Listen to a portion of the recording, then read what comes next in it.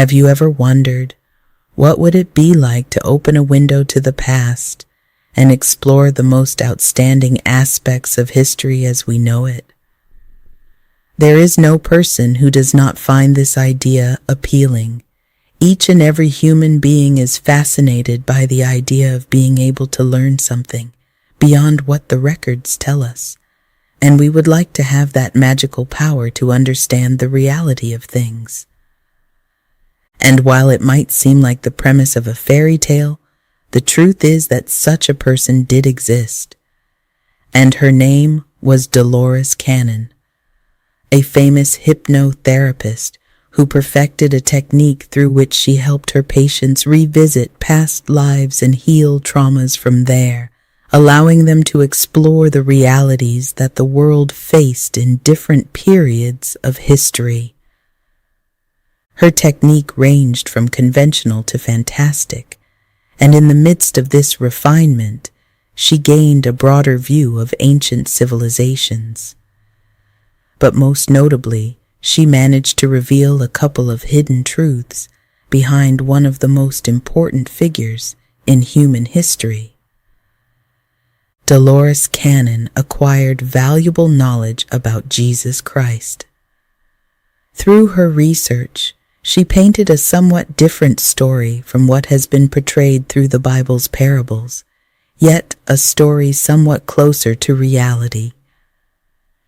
And it is precisely that story, and those distinct notions from what we know, that I will share with you today, so that you too can delve into the knowledge that the souls of the inhabitants of that era have offered to Dolores Cannon and the world. Much of what I will tell you may make you doubt many aspects of everything you have considered true so far. However, the purpose is always to discover the truth, because behind every true knowledge we acquire, our consciousness and our being awaken to knowledge and the true path to elevate humanity. We are all part of a unity, and from each of us, it receives an energy and vibrational charge that contributes to its improvement or stagnation. Therefore, each one is as responsible for their life as for the collectivity. So, open yourself to knowledge, and let us always strive to improve our lives and humanity. But let's start at the key point for all this information to reach us, and that is undoubtedly the life and development of Dolores Cannon in the field of hypnosis, because everything ended up fitting together perfectly for this discovery to happen. In the year 1931, a girl named Dolores Cannon was born in Missouri, specifically in St. Louis, who, unknowingly at that moment, would come to break the paradigms of knowledge that existed until that time in many metaphysical and psychological aspects. As Dolores grew up and developed in an academic and professional environment, she showed great curiosity about the human psyche, firmly believing that incredible treasures, capable of helping us understand much of what enveloped each individual, were to be found in the great depths of the self. It was thanks to this that she chose to specialize in the field of hypnosis and began to help those who came to her with therapies of this kind, which initially were quite ordinary, but would become a novel and powerful technique. In one of the hypnotherapy sessions that Dolores Cannon conducted with a patient, she ended up being surprised, and this surprise would mark the rest of her story. In the midst of the state to which the subject had sunk to access the deepest recesses of his mind, this man ended up affirming that he was a completely different person, and even changed his tone of voice when expressing himself. This sparked great curiosity in Dolores, who through regressions and this new technique designed by her began to help those who came to her.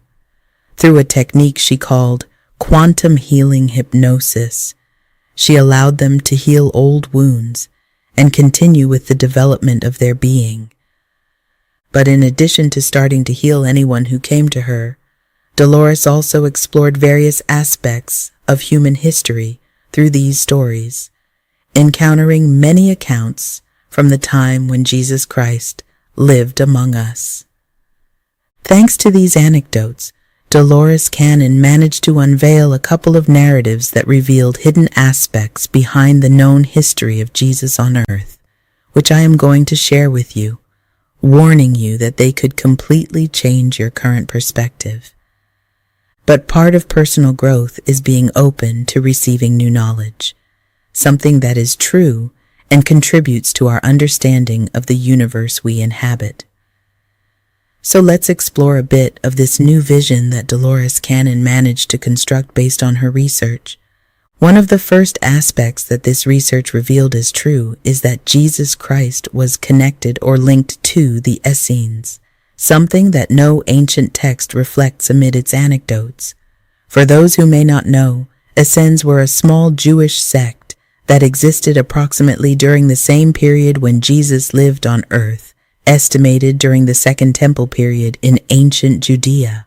Those who were part of Essene enjoyed a lifestyle somewhat different from the rest of the Jewish population of the time. It was a limited group that led a communal lifestyle emphasizing spiritual matters with a focus on the pursuit of wisdom. The Essene community was associated with the Dead Sea Scrolls, a collection of ancient texts discovered in the mid-20th century that provided important information about the practices and beliefs of this group. Essenes were deeply spiritual and went so far as to isolate themselves from the rest of society to form a small but united community centered around a spiritual path. Part of the principles that this group held dear was the use of natural elements for healing practices and a profound and strong connection with nature. Hearing something like this in the context of our current times may seem quite ordinary, as this area of knowledge has expanded to become a fairly common stream of thought and belief. However, for the time when Essenes existed, these practices were quite extraordinary.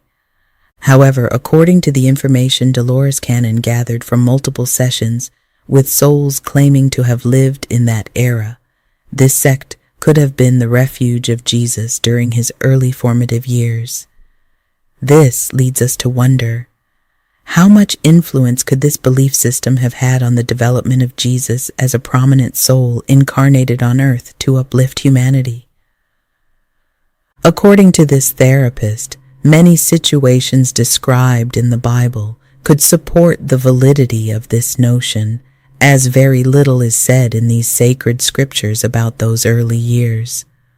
Although the Bible extensively narrates the life of Jesus, his deeds, and teachings to the people, there is not much information about his early years, opening the possibility that he may indeed have been under the care of the Essene community during that period. We are all very aware that a person's childhood significantly influences their orientations, and being a soul that came with a profound message of love for the world, it wouldn't be surprising to think that Jesus could have embraced the principles that governed this community during his early life. This is when we come across the fact that the Bible not only largely omits Jesus' childhood, but also tells us thousands of parables in which he uses natural elements to perform his feats, impart his lessons, and even carry out his so-called miracles. An example of this is the lesson he wanted to convey to his followers through the well-known parable of the sower, which is contained in Matthew 13. In this story, he exemplifies what hostile terrain can do to a seed ready to grow. Within this narrative, it is recounted how a man intending to sow took the seeds he was going to use, and these seeds fell on different types of terrain, with those not finding a suitable ground perishing.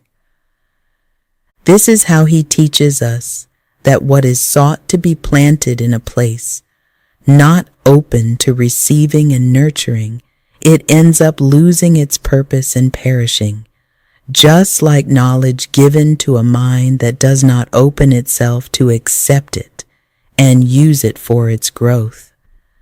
But beyond the lessons of Jesus Christ, the curious aspect is how he consistently relies on natural resources to convey his messages, as if he had indeed embraced the principles that Essene advocated and used them in support of the message he brought to humanity.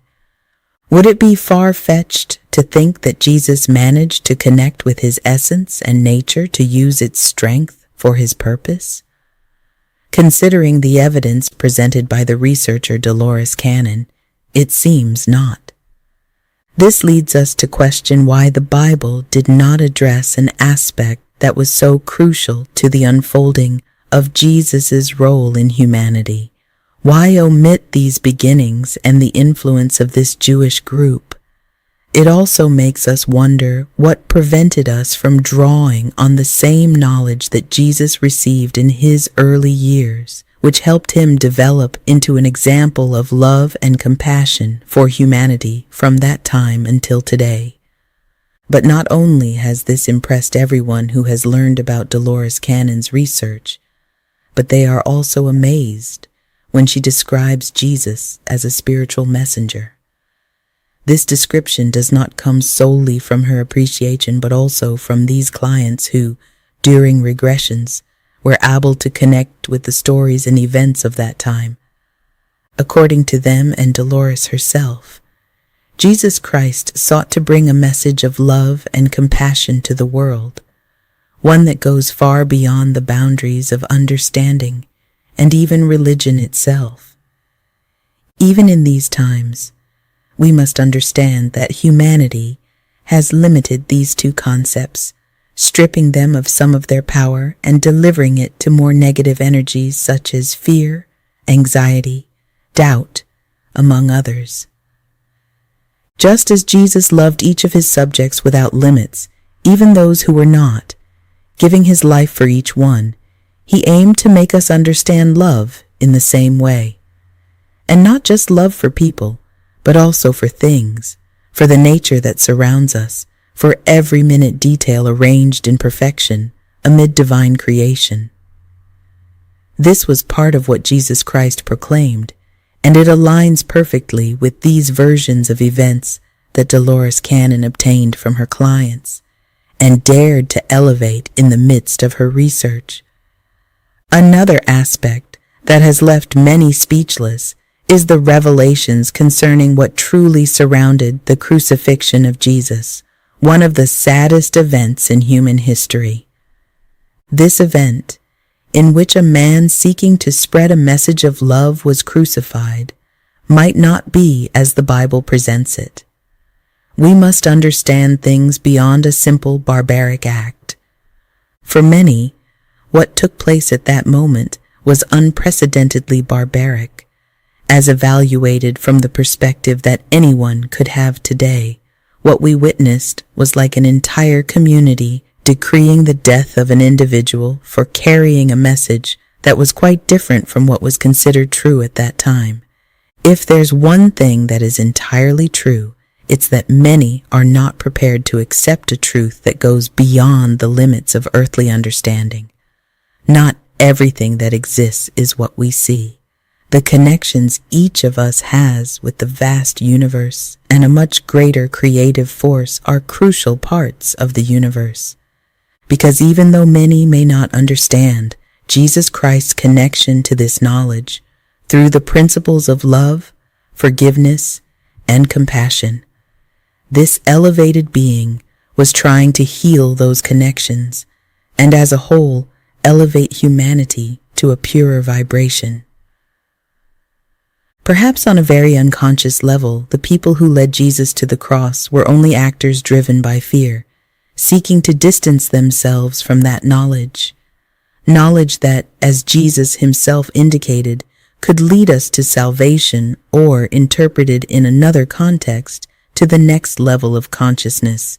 Despite this, as the Bible suggests and as Dolores Cannon's clients testify, Jesus seemed to accept and embrace his destiny, showing readiness for these men to torture him as a necessary step in the process he had to complete to convey his message. Can you imagine accepting lashes, blows, spitting, and other humiliations from an entire crowd for the sake of your faith? I think very few people are capable of showing that level of commitment to their beliefs. However, according to the postulates that Dolores Cannon shares with us through her research, Jesus Christ accepted everything as part of the destined plan. Indeed, there was no fear in Jesus Christ, as he seemed to be aware of the greater plan that our Father and the universe had for him, a plan through which he would contribute to humanity, as he willingly seemed ready to make his contribution to the world and the souls inhabiting it. In the midst of our lives, we often struggle to accept the hardships we have to go through. We view losses, falls, and problems as severe punishments. However, it's just the perspective that our level of consciousness allows us to see. Jesus Christ, from his elevated level of consciousness, demonstrates that even the most terrible experiences are part of a plan. With all that is presented through this woman who has proven to be so significant, it seems increasingly clear that Jesus Christ did practice and promote the same principles as Essene. In his own way, he encouraged us to seek true knowledge that arises from a connection with the universe and personal growth.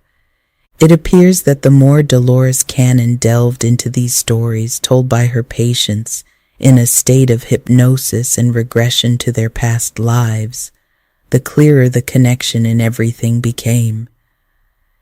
It seems much truer, although accepting these notions involves challenging the beliefs that have been passed down through generations, and even questioning the interpretation that the Bible has given to the events that occurred in the life of the one still considered our Savior. The next topic we're going to explore is one of the most controversial parts of Jesus' story, as we examine what Dolores Cannon asserts about the resurrection. According to the accounts of those souls who crossed paths with this researcher, this act should not be understood in a physical and tangible way, but should be seen as something more spiritual. It is said to be not a tangible event, but something that can be described as a manifestation of the internal abilities that this soul possessed, as if that power residing in each of us transcended all logical limits to show that there are indeed aspects beyond our vision, which is limited to an earthly perspective. How strong would a soul have to be to achieve something like this? There is no way we can establish an exact measure for this. Still, considering the attribute attributed to God of being able to do everything, and since we are a reflection of his being, it would be quite possible for someone who has cultivated the path of truth and expanded their being beyond the barriers we set ourselves to perform such feats. At this point, we ask you, are you aware of the power that your being can contain in the midst of this human incarnation? Because it's not about one privileged individual or another. Every soul could come loaded with this power and strength, but many do not dare to unlock it. Jesus Christ might not have only left us with these simple teachings described in sacred scriptures, but with every action he took, he could have urged us to expand our power and consciousness, encouraging us to open ourselves to the idea of seeking deeper interpretations than we have been given so far. If we open ourselves to the idea that Jesus was part of the Essene community in his early years, or to put it another way, that he spent his childhood there, we could view his incredible feats as more than simple miracles. Let me explain. If we base the fact that Jesus followed the principles of Essene and was in continuous growth, and we combine it with the premise that he was an elevated soul that had come to earth, we could then embrace the same idea proposed by Dolores Cannon. That is, all the so-called miracles of Jesus were manifestations of the power he had unlocked within himself. In other words, if we look at each of the stories that the Bible presents about the acts in which Jesus played a central role, besides having as a common denominator the fact that he relied largely or almost entirely on natural elements, we can also see a common factor. They seem to be displays of a power that many define as magical. However, those of us who have been seeking a path of true knowledge can understand that in addition to any external factor, a level of energy is also needed, one that comes from within and is connected to the divine. Nevertheless, even though we all possess a force capable of creating, manifesting, and generating these so-called miracles, not everyone accepts it. Not everyone seeks to train that part of their being. And, more importantly, not everyone recognizes that wonderful part that we have. If each of us were truly committed to recognizing this and raising our consciousness and the limits we have set for what is considered logical, where do you think we could go? It's not about what each one considers logical, because indeed, we have been conditioned by a lot of knowledge that goes beyond our criteria or the understanding we have developed. It's a knowledge that has been passed down from generation to generation. Many have taken it upon themselves over time to empower people, assuring them that from the depths of their being, they can build everything they desire. It's not, as some might think, about false prophets. It's about individuals who have chosen a path of truth, real knowledge, and self-discovery. As important as it is to learn from the knowledge that the progress of our society offers, it's also crucial to learn from what is loaded within us and let it grow. Let's think of ourselves as containers of a seed destined to yield great fruits, not only bringing joy to us, but to all of humanity. However, just like the sower, we must contribute a bit of ourselves to water and make this seed flourish. Our will, our strength, and a being that expands beyond what the rest of humanity has marked are needed. Jesus understood the need for all of us to be caretakers of the seed sown in us, encouraging us to cultivate it. But many cannot see this knowledge because they have approached it from a more religious and superficial perspective, using it as a basis for writing memories that contain knowledge, but with interpretations that could be largely incorrect.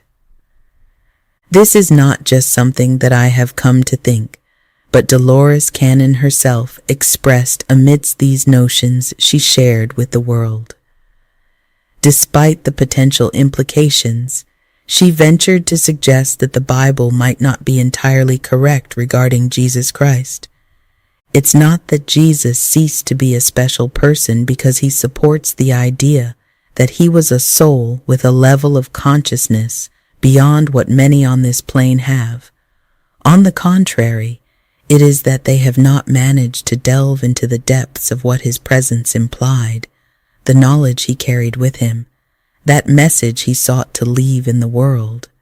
What Dolores Cannon was saying was that the interpretation given to things was not correct and true. It was too shallow compared to what it truly should contain. This wasn't said lightly. It was a firm idea constructed from those interviews. As I mentioned earlier, this woman did indeed manage to open a door to the past, to explore it, to extract all the knowledge she needed, which was beneficial both for her and the world. To conclude, I'm going to reveal something that can change your perspective on life, and that is that Dolores Cannon discovered in her research that Jesus did not exist in a single time. Despite that being the era when the world awakened to the presence of that elevated soul, his presence occurred in various periods. In other words, his healing work did not happen only in specific years, but occurred in different times, and perhaps he continues to do so today. He may have incarnated among us and continues to fill us with light, love, and compassion. Keep that always present in you and open your mind to follow his example, not only in what the Bible has taught you.